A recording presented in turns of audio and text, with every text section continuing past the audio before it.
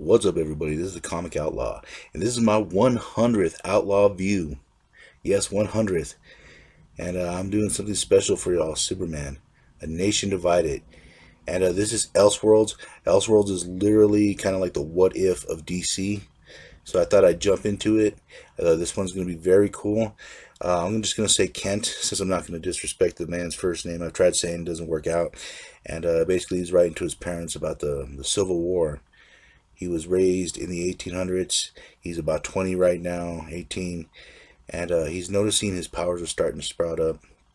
And Kent also has a strong sense of right and wrong, just like almost every other Superman does. And if you notice, Superman seems to become what the nation is at the time. Whether he's in Russia or the character, whether he's in Germany or whether he's in Apocalypse or America in the 50s, he seems to embody that idea of what the nation is, of what hope there is in the nation, of what it could be. And he's with his friend Jeremiah, and they're basically just chitter chatting, getting into it. And all of a sudden, just like every other war, every other attack, it comes out of nowhere, and Kent just gets hit with a cannonball. I mean, it annihilates him. And of course, the men are wondering, if there's anything left of him, and he is fine.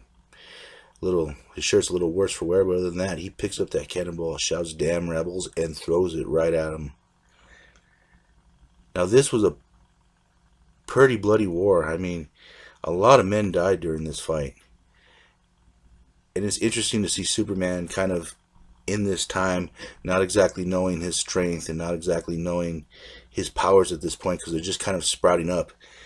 His powers are just coming into play, so to speak, because of his young age.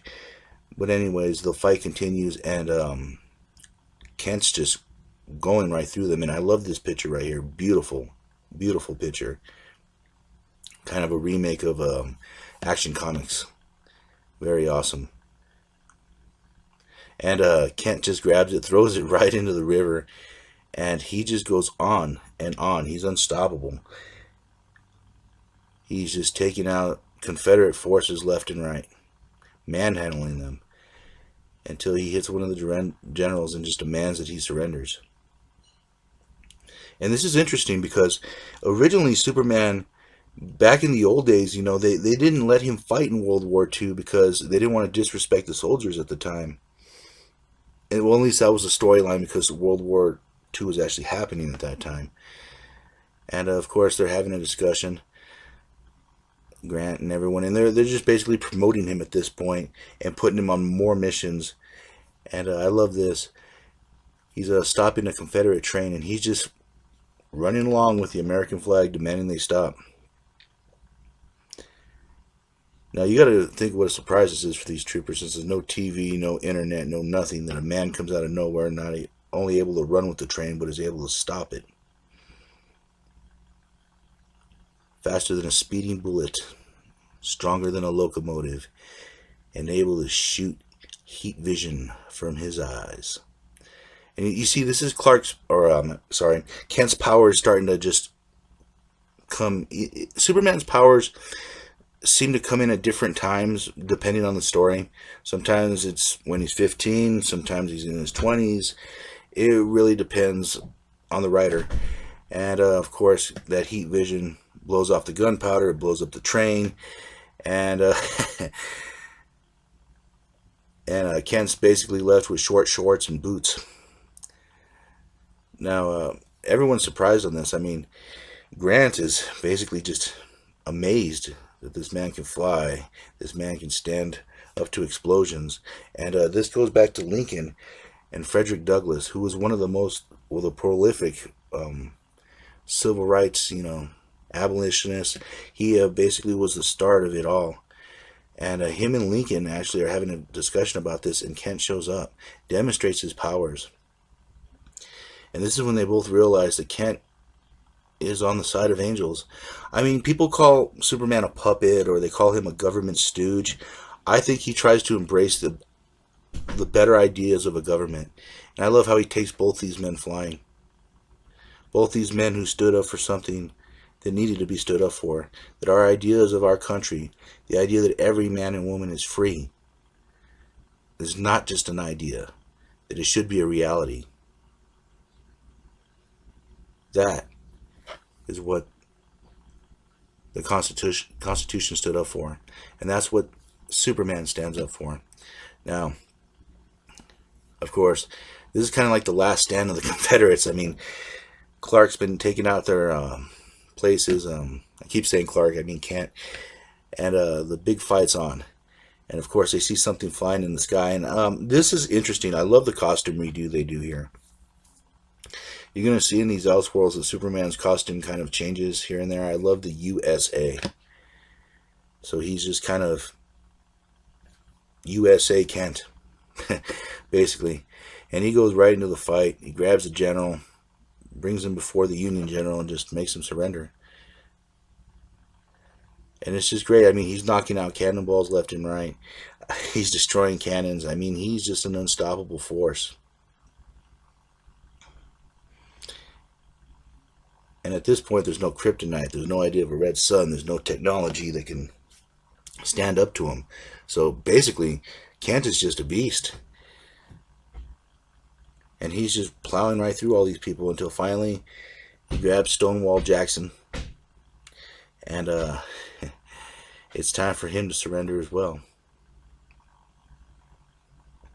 It's just fascinating that this man can stay so good in this situation. And he's burying soldiers left and right, his own men. And this is something different from the other Supermen. He is in the middle of the carnage. He's seen young boys die for this nation. And as Lincoln reads that famous speech, by the people, for the people. This speech was originally hated because it was so short. But Lincoln wanted to sum up everything in these short sentences, these short paragraphs, the ideas of freedom and justice, that our nation could be whole again, and that we should stand up for our ideas no matter what the cost. And I love this. This is the famous theater where Booth assassinates Lincoln. But of course, in this reality, Superman's there to take care of it. And I have to laugh a little bit. I love how he just yells, "Get down." Of course, the bullet doesn't do anything to him. He lunges at him. And I love in this note, he's all, I believe I may have hurt him a little harshly. I can't believe, even in this world, Kent's kind of a doof. But of course, Lincoln does survive. And Lincoln's assassination actually sent the country into disarray for a while, because the president that took over was real tough with the South. It led to a lot of hurt feelings on both sides. But Kent gets a notice that his mother's dying, so he flies over there. And this is, sad to say, par for the course for Superman. Parents always seem to die. There's 2 babies there. And this is where they explain that she couldn't have any more children, and that Clark wasn't their natural born son. They've tried to have children. They lost 2, like I said before, and then that shuttle crashed. They didn't know that it was a shuttle, of course. They just assumed that it was an egg from the sky or a comet or whatever. But they found the boy, and she fell in love with the kid. They raised it. They raised it to share their values. And they tried to raise it to be a good man. And that man is standing before them now. He shows them where the egg is, the ship. And this goes to show that you don't have to be blood related to someone to love them. You just have to be family. But anyways, Kent's real dad comes out and he explains who they are. That they're from a planet called Krypton. Anybody who knows Superman knows this part of the origin. But there is a twist. Since this is back in the 1800s, they're going to send him to the Native Americans because they were being invaded by foreign invaders. And now Kent realizes that he worked for the very people that their parents were sending him to fight against. And nobody's perfect. No country's perfect. Everyone's made mistakes. And he realizes that his USA isn't as perfect as it's supposed to be. And he's trying to choose his destiny right now. Does he follow what his parents say, or does he do his own thing? He gets struck by lightning, and it's fascinating how he's able to hold on to it and channel it into the ship. A while later, his friend Jeremiah comes looking for him and notices something new. The ship, they kind of built the ship into a horse, which is very cool. And Kent decides that he needs to ride off and find himself. He needs to go to different parts of the nation, but no matter where he is, he will always carry the values and ideas of the United States, the Constitution, and the values of what this country should be and not what it is. The ideas that drive us, that give us hope. Well, this is the Comic Outlaw 100th episode, and I'll catch you on the flip side.